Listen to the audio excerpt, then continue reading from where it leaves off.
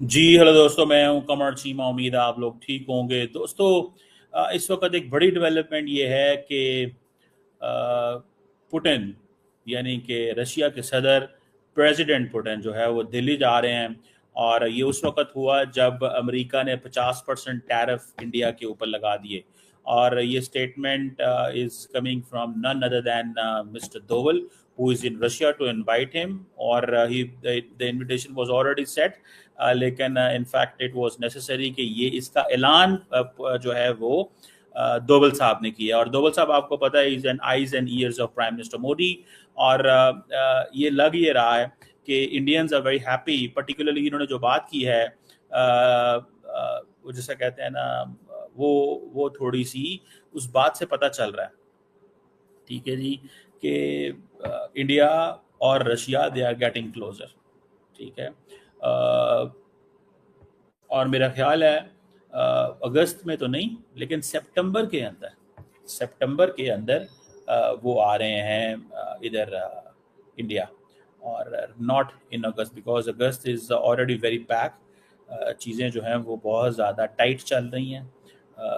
मुझे ऐसे नज़र आ रहा है कि जो फ्यूचर है में जो इंटरनेशनल पॉलिटिक्स में जो चीज़ें चल रही हैं वो दे आर वेरी मच वो क्लियर नज़र आ रही हैं कि इंडियन लीडरशिप जो है वो अब डिफरेंट ऑप्शंस की तरफ जाएगी। India is not India will get back Russia.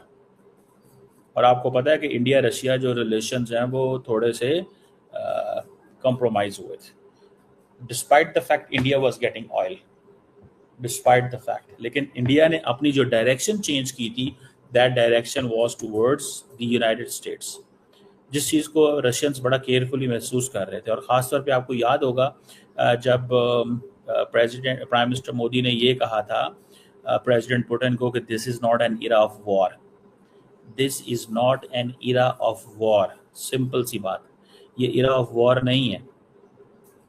ठीक है जी। अब ट्रम्प जो है वो एक तरफ तो वो खुश है कि उसकी पुतिन से मुलाकात होने वाली है, दूसरी तरफ अमेरिकन इंडियंस ने असेसमेंट कर ली है।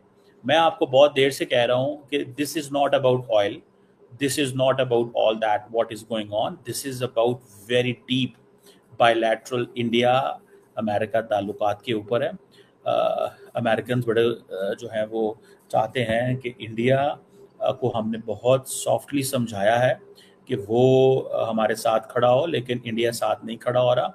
सो what we have right now, जो ऑप्शंस हमारे पास मौजूद हैं उसमें यही है कि हम थोड़ा सा इंडिया को टफ टाइम दें। That is what I understand. ठीक है जी।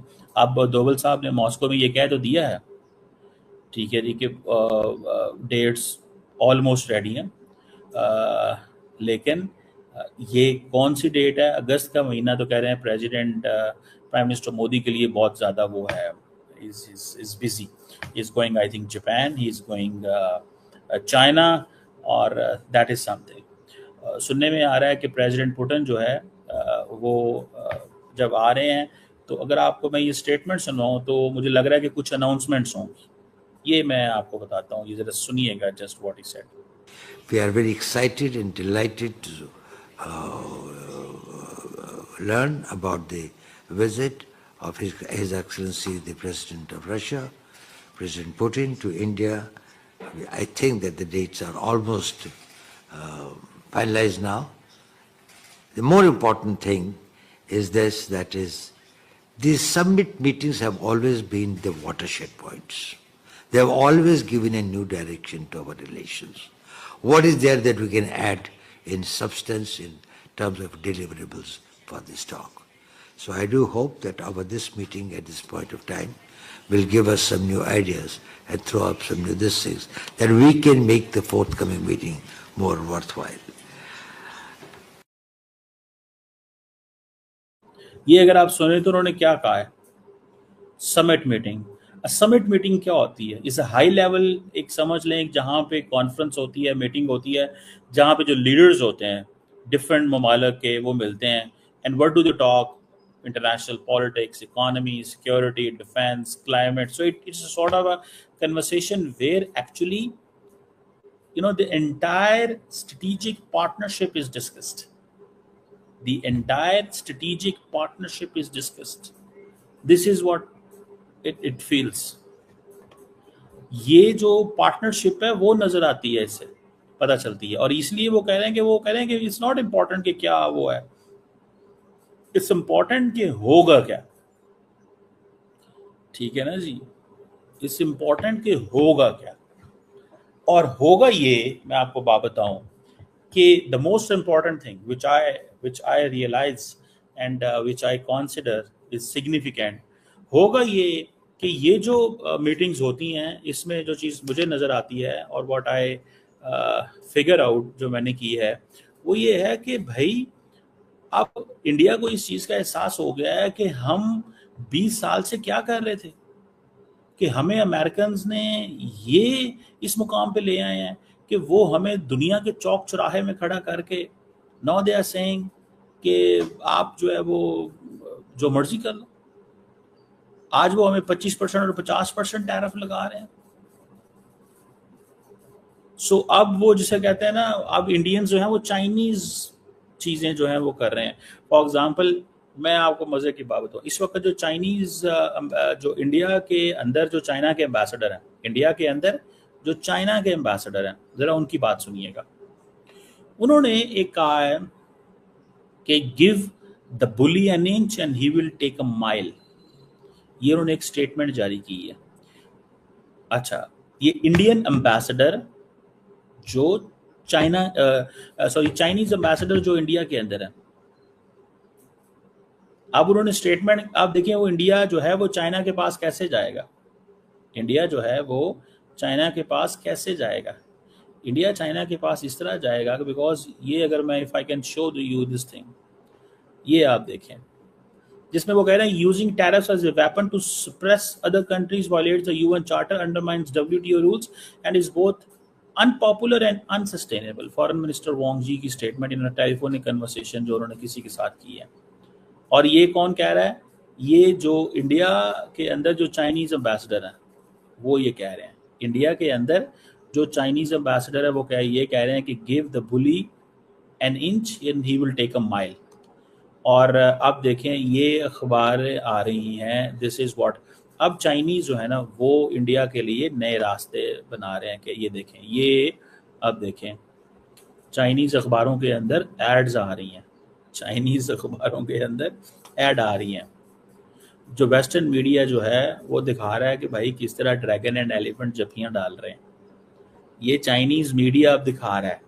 और अब चाइना ये समझता है कि दिस इज़ अ मोमेंट कि हमें करीब आना चाहिए। मैंने आपको एक बात बताई थी कि जब इंडिया ने क्वाड को सिक्योरिटी कंपोनेंट ना बनने दिया, इंडिया ने क्वाड को सिक्योरिटी कंपोनेंट ना बनने दिया, तो दैट वाज द मोमेंट कि चाइनीज़ ने सोचा कि हमें इंडिया के करीब होना चाहिए। और जो इंडिया को हम थोड़ा टफ टाइम दे रहे हैं, इंडिया ये इतना ज़्यादा अमेरिका को फ्री हैंड नहीं दे रहा, इतना ज़्यादा अमेरिका को फ्री हैंड नहीं दे रहा। That was how it was all decided. उन्होंने कहा ठीक है जी, हम इंडिया को इतना, इंडिया अमेरिका को फ्री हैंड नहीं दे रहा। सो उन्होंने उस वक्त ये सारी चीज़ की, समझ रहे हैं आप बात। सो मुझे ये जो चीज़ नज़र आ रही है दैट इज़ देयर, वो ये चीज़ नज़र आ रही है। और अब इंडियंस जो हैं और चाइनीज़ की दोस्ती होगी, उसके ऊपर मैं बाद में आता हूँ। लेकिन अभी मैं रशिया की बात कर रहा हूँ। रशिया करीब आएगा, लेकिन चाइनीज़ आप पत्ता फेंक रहे हैं, चाइनीज़ पत्ता फेंक रहे हैं कि भाई आपको बुली की जा रही है, आपको बुलिंग की जा रही है। लेकिन मैं आपको बड़े होशो हवास से और बड़ी क्लैरिटी से कह रहा हूँ, बार बार दिन में 6 दफ़ा कह रहा हूँ, 10 दफ़ा कहूँगा, रोज़ 50 दफ़ा कहूँगा, हफ्ते में, महीने में 5000 दफ़ा कहूँगा, this is not about oil, this is about changing India's behaviour overall. American समझते हैं कि हमने 20 साल इंडिया को बहुत कुछ दिया, इंडिया ने हमें क्या दिया? इंडिया तो एक ही चीज़ कह रहा है, हमें ये दे दो, ये दे दो, ये दे दो। इंडिया अमेरिका को क्या दे रहा है? चाइना के मुकाबले में हमें क्या सपोर्ट दे रहा है? मल्टीपोलैरिटी में ये ब्रिक्स में खड़ा हुआ है। देखें, पाकिस्तान ब्रिक्स में चला जाए ना, कोई वैल्यू नहीं होगी इतनी लंबी चौड़ी, अदर दैन कि हम मल्टीलैटरल प्लेटफॉर्म के हैं। India can make an impact, India has the capability, India has more capability to influence things. Pakistan does not have that capability कि हम चीज़ें मनूवर नहीं कर सकते एक ब्रॉडर स्केल पे। इंडिया जब चला जाता है इस तरह की सिचुएशन के अंदर, याद रखिएगा, तो इंडिया को इंडिया को फिर और मुल्क देखते हैं, क्योंकि India has emerged as a, जी हम तो ग्लोबल साउथ में, हम तो बड़े प्लेयर हैं। तो इस चीज़ को देखते हुए अमेरिकन कहते हैं कि ये बेसिकली इन्होंने हमारे साथ, इंडिया तो हमें लिफ्ट ही नहीं कराता, हमारे तो इंटरेस्ट को वॉच ही नहीं करता, हमारे तो इंटरेस्ट को वॉच ही नहीं करता। This is what they are saying time and again. ठीक है ना जी, वो हमारे इंटरेस्ट को वॉच नहीं करता। समझ रहे हैं बात? ये इंडियंस अब बार बार ये कह रहे हैं, सॉरी अमेरिकन बार बार ये कह रहे हैं। That is important.